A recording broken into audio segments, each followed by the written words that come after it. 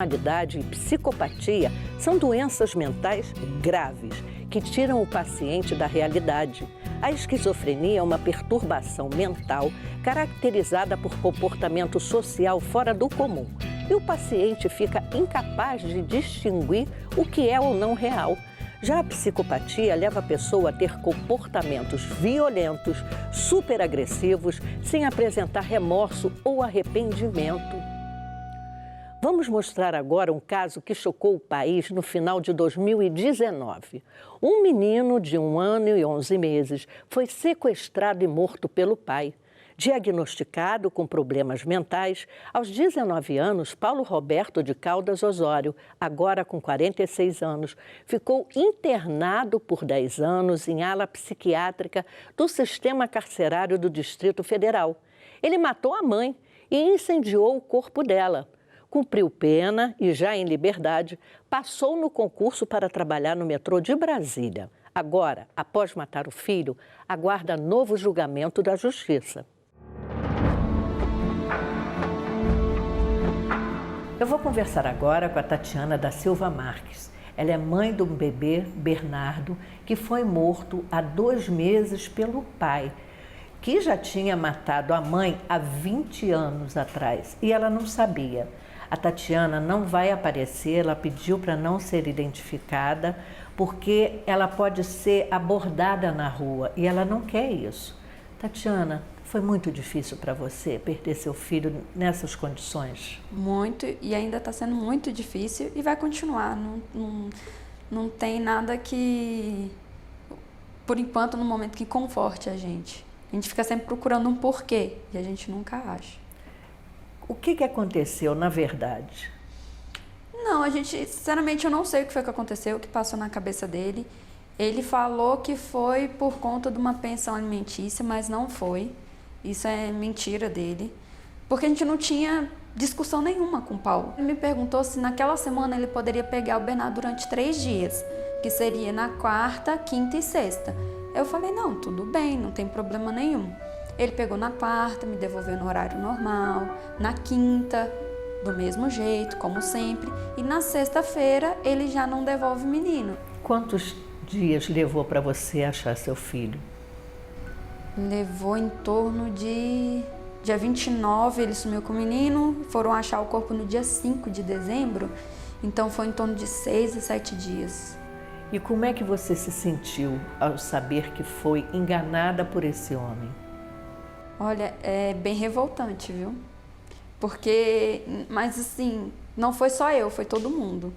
Porque se fosse só eu, acho que eu ia ficar muito mais com a consciência pesada de que, eu não percebi. Mas foi todo mundo. Tinha algo dentro de você que dizia que podia ter acontecido uma tragédia dessa? Não, em nenhum momento eu pensava que ele poderia ter matado o menino. Nenhum momento, nenhum momento. Ele confessou o crime? Confessou. Ele confessou logo que desceu do helicóptero da DRS, quando chegou aqui em Brasília, ele avisa que matou o menino. E ele matou como? Ele deu alta dosagem do remédio Zolpidem, que é um remédio para dormir. Ele é um sonífero, só que ele é indicado para adultos, nem menores de 18 não pode tomar, só em casos muito específicos. E ele administrou 4 comprimidos para o menino. Ele macerou e colocou no copinho de suco. Você torce para que ele seja condenado a quantos anos? Olha, a gente estava querendo que ele fosse para a ala psiquiátrica fazer tratamento. Porque ele é uma pessoa maluca. Ele não bate bem da cabeça. Para ele fazer isso com um filho que ele amava e que amava ele. E a mãe, né? Ele matou a mãe. Eu acho que ele não é uma pessoa normal. E como é que você sentiu ao saber que o seu filho estava morto, estava ali naquele caixão para ser enterrado? Olha, a gente ficou assim, muito em choque. Mas ao mesmo tempo a gente ficou um pouco aliviado de ter achado o corpo. Porque eu acho que se a gente não achasse o corpo, a gente ia viver numa eterna busca. Você chora muito? Sempre? Principalmente quando a gente lembra do Bernardo. Das histórias dele, só deixou histórias boas pra gente. Não teve uma história ruim que a gente lembre dele. Não tem. Só tudo boa, os vídeos, as fotos. Então foram tudo lembranças boas que ficaram. Pelo menos isso é o que conforta a gente também.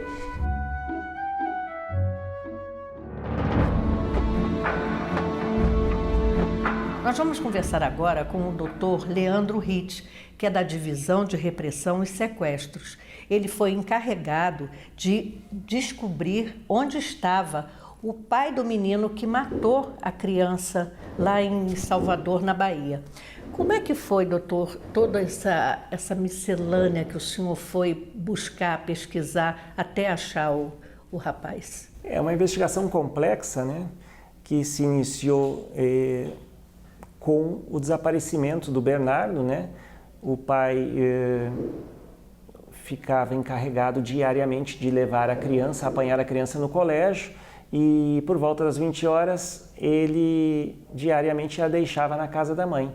Naquela sexta-feira do mês de dezembro, ele não cumpriu o combinado. Mandou uma mensagem por volta das 20 horas que iria, né, chegar meia hora mais tarde, né? A mãe ficou aguardando e por volta das 22 horas, né, como ele não chegou para entregar a criança, a mãe foi até a sua residência, percebeu que não havia mais ninguém em casa, né?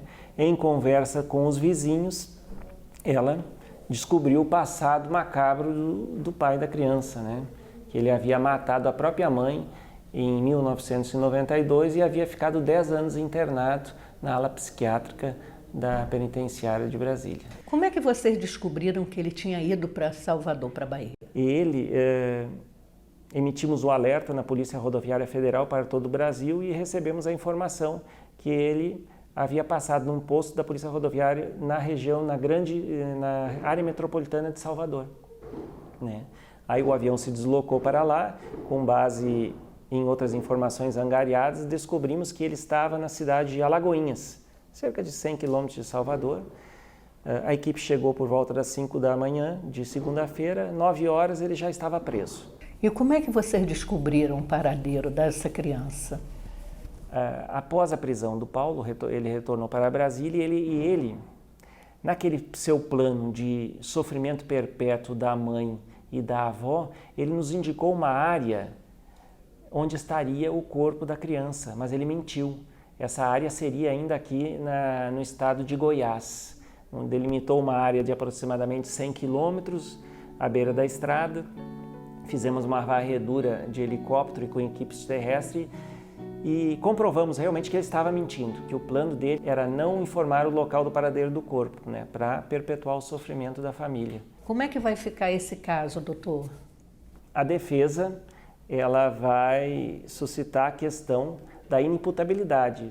Ela vai representar ao juiz para que ele seja submetido a uma junta médica, né, para confirmar o diagnóstico anterior de esquizofrenia e psicopatia. E o senhor torce para que pena ele pegue? Olha, analisando friamente assim, percebe-se claramente que ele não é uma pessoa normal, né? Longe disso, né? Longe disso. Então, na minha opinião, ele deveria ser internado, que eu não vejo ele em condições de retornar ao convívio da sociedade, até porque a esquizofrenia dele é incurável, né? O advogado Luciano Macedo Martins é quem está fazendo a defesa do Paulo Roberto Osório, responsável pela morte daquele menino. Doutor, como é que está a situação do processo do Paulo? Recentemente se encerrou o prazo para a resposta à acusação e ofertamos a resposta à acusação ao juízo do Tribunal do Júri de Brasília, aguardando agora as providências daquele juízo para as audiências, para os laudos. Como o senhor está fazendo a defesa dele, o senhor prefere que ele seja julgado em que circunstâncias? Eu prefiro que o Paulo seja julgado de acordo com a doença dele. A circunstância que vai trazer é se ficar comprovado que o Paulo é doente, o Paulo deve pagar de acordo com a doença dele, dentro da patologia dele. O que a defesa não vai aceitar é que o Paulo, sendo doente, ele venha participar de um julgamento como uma pessoa normal. Aí não, eu preciso tratar os iguais como os iguais e os desiguais como desiguais. Eu preciso trazer ao grau de julgamento a consciência que o Paulo tinha, ao momento de realização do fato, da hora que ele concretiza, se ele estava entendendo, se ele não estava entendendo, como é que isso foi desenvolvido, como é que isso é desenhado para a narrativa do crime. E ele tentou suicídio na cadeia, né? 2 vezes. Ele tenta o suicídio quando ele é preso na Bahia e depois que foi preso, estava na carceragem da DRS, ele também tenta o suicídio. Aí fica mais uma vez a pergunta da defesa. É normal? Isso é uma prática comum entre nós? A defesa entende que não. Eu acredito que o Paulo efetivamente deve sim ter um tratamento para que ele não venha, daqui a algum tempo, cometer de novo um delito dessa natureza. Ele se arrepende? O tempo todo. O tempo todo. Uma das coisas que me chocou, enquanto profissional, que ele disse o seguinte: lute na justiça para que o meu celular me seja devolvido, porque ali eu tenho as grandes imagens e as cenas daquele menino. A psiquiatra forense e diretora do Serviço de Saúde Mental do DF avalia que o pai de Bernardo tem algum distúrbio mental e que deve ser investigado. Um homicídio não é um caso normal, né? A gente tem como resolver outras questões. Nós temos que ver várias variáveis, mas pela atitude da situação programada, como foi feito, acho que houve até um caso de intoxicação, né? de sedar o menino. Então, essas ações programadas, elas, né, fazem a gente pensar nesse tipo de distúrbio, né, num transtorno de personalidade antissocial ou psicopata. Tem uma avaliação muito importante, que é a avaliação neuropsicológica, onde são feitos testes para poder chegar a diagnóstico mais apurado de transtornos de personalidade, transtornos mentais psiquiátricos, né, algum desvio de personalidade. Então, esses exames eles são importantíssimos e a gente só consegue, na psiquiatria, fechar um diagnóstico quando a gente tem que colocar vários fatores, vamos dizer assim, pesar na balança. Dentro da área do Instituto de Saúde Mental funciona a Casa de Passagem. Lá é onde ficam os pacientes com distúrbios mentais graves. Alguns chegaram até a matar. Esquizofrenia e psicopatia são os tipos de doença que mais acometem os pacientes. Atualmente são 28 homens e mulheres divididos em 2 casas, de acordo com o gênero. Na Casa de Passagem, eles recebem tratamento adequado para conviverem melhor com a doença. Tem garantia de remédios, atendimento médico, almoço, jantar, lanche. Tem até aula de pintura como parte da terapia. Os pacientes gostam muito do atendimento. Ninguém pensa em deixar a Casa de Passagem.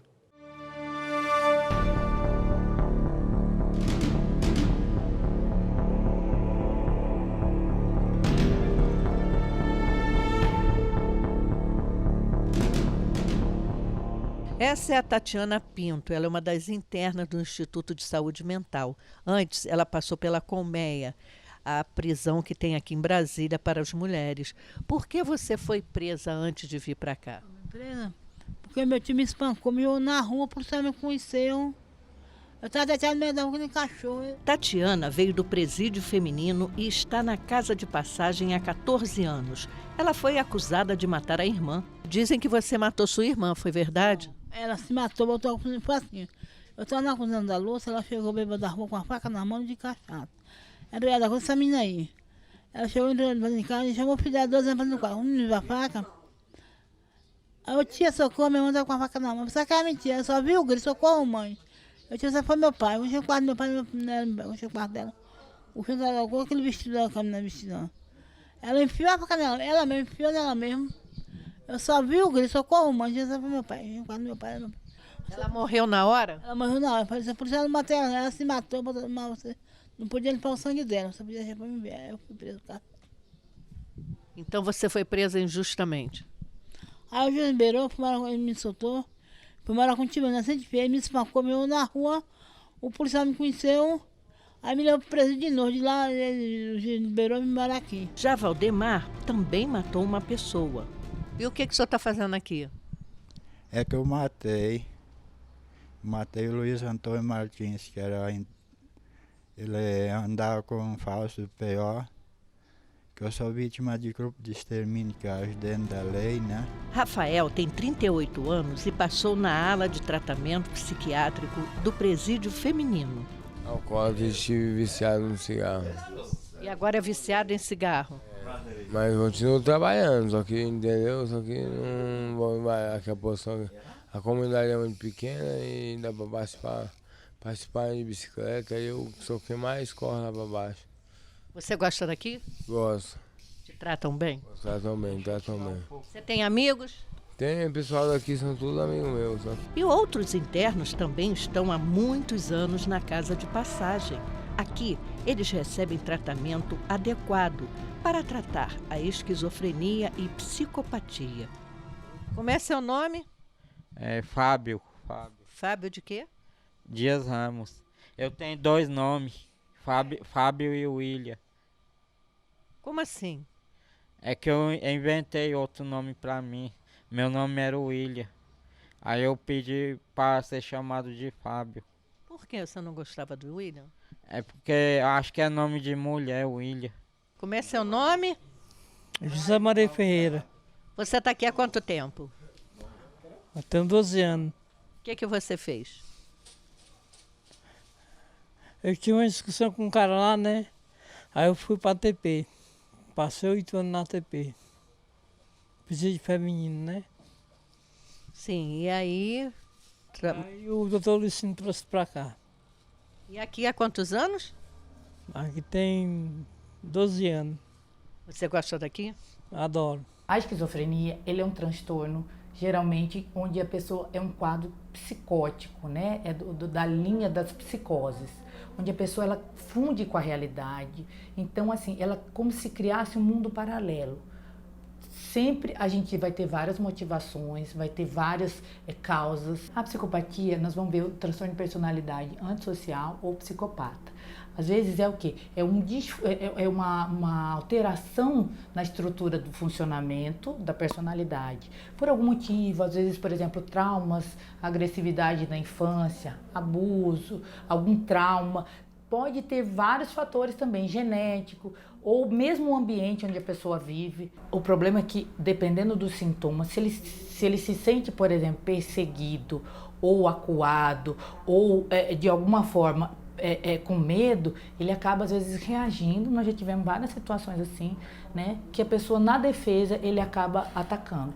Eu tinha um passatempo. Agora com catarata, estou esperando essa operação aí.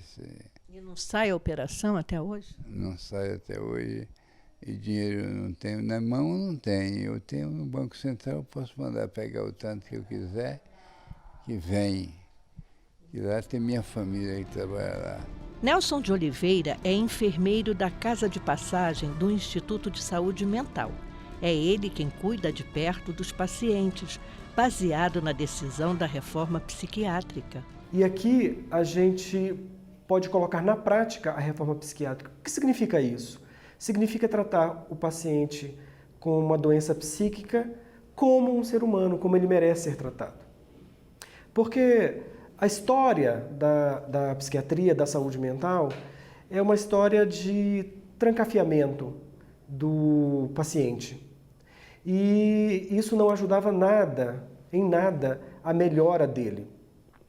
Depois que veio a reforma, o que se buscou fazer, principalmente pela iniciativa do governo federal e dos governos estaduais, foi justamente reinserir o paciente na sociedade ou dar condições melhores de vida a ele. Na Casa de Passagem, nós temos 28 homens, né, de diversas origens, a maioria proveniente da antiga clínica Planalto, que foi fechada pela Justiça. Que maltratava, né, os pacientes. Eles eram bastante maltratados lá e esse era o motivo, esse foi o motivo do fechamento da clínica, da interdição e fechamento da clínica.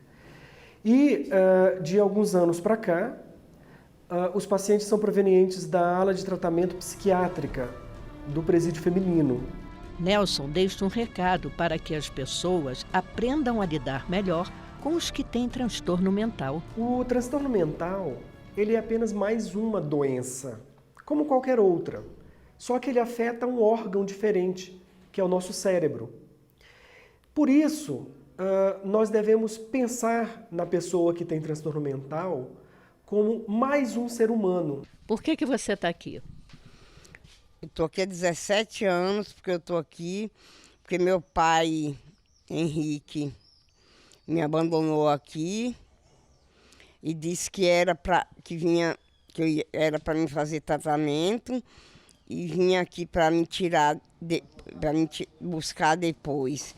E até hoje não apareceu. Por que você está aqui, Paulo? Que eu estava no hospital da Vicente da Ana Paula, aí os caras batendo em mim. Aí meu pai teve de ir lá. Aí então eu sou pra cá. Ah, você estava no São Vicente de Paula? É. Estava fazendo tratamento lá? Era. Ah, tá. E lá, como é que era? Era ruim? Era. Os caras batendo em mim, aí para falou, não, daqui eu vou para lá. Aí o da foi e sou pra cá. E aqui, como é que é? Aqui é bom. É mesmo. É mesmo. Vamos para aí.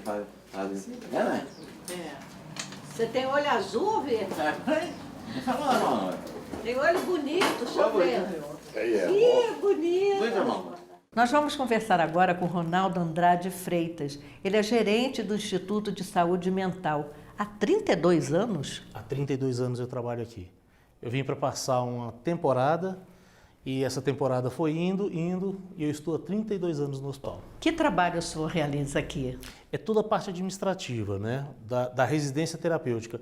A parte técnica para funcionar, funciona com os enfermeiros. E a parte administrativa funciona com a gente. Então eu coordeno as duas partes juntas. Tanto a parte técnica quanto a parte administrativa.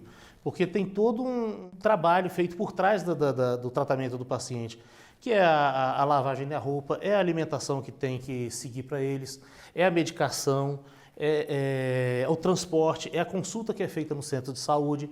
Então a gente tem todo tipo de trabalho que é feito fora a parte técnica, que é feito dentro da residência terapêutica. Então isso é feito por a gente aqui embaixo. Como é que o senhor enxerga a loucura? Eu acho que é aquela coisa, é algo que assim, falando a grosso modo, eu acho que seria a doença da alma. É quando o seu cérebro começa a ficar ruim, a sua alma começa a ficar ruim. Então, assim, e isso é muito ruim na sociedade, porque assim são vistas as pessoas. Às vezes a gente não entende. Por que às vezes você está numa estrada, numa via, numa reta, a pessoa bate o carro ali?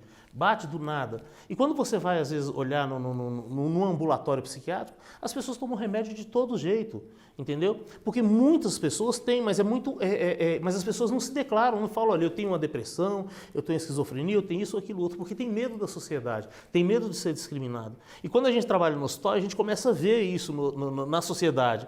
Você olha para aquela pessoa e fala assim, olha, essa pessoa tem problema, mas ele não admite, ele mesmo não admite. Por quê? Porque a sociedade condena.